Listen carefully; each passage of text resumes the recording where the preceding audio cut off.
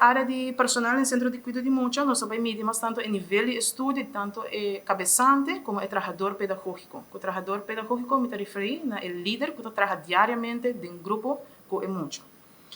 Aqui nanta caminho que nós encontrar, com um total de 53,1% de cabeçantes tem um MBO diploma ou mais alto.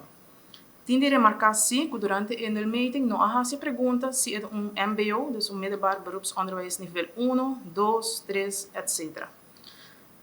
Durante a encuesta assim, tocante o nível de outro trabalhador pedagógico do centro, concluí que 65,6% do centro não tem um estudo mais alto que um MBO. Vez mais, a pergunta de nível é a que dá falta. Pero está comprovado, segundo várias investigações, assim, a aspecto de relação de nível de cabeçante, de trabalhador de estudo e interação com a mucha, está de hobby beneficioso para botar bom líder na cabeça para funcionar e guiar o centro de cuidado de mucha. E aqui nanta caminho quanto guia e mucha também arriba no desenvolvimento social, emocional, físico e cognitivo. Essa aqui também de estudo está uma exigência que está vindo em lei que agora aprovada na 2017 unanimamente para o parlamento. Pois para cabeçante por ter um MBO nível 3 ou mais alto. No passado, a chega de brinda um estudo também para nós ter acentuar que essa aqui está arriba um nível de LBO, dus een lager beroepsonderwijs.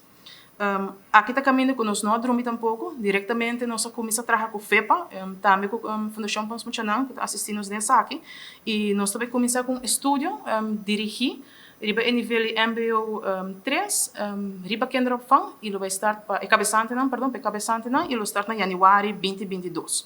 Até agora aqui nós temos uma inscrição de mais ou menos 56 cabeçante que quer participar na ESAC. Então, nós mira e nós mais elogiar centro de cuidado aqui que está tomando essa aqui não abridos, não quer trabalhar para melhorar no mês.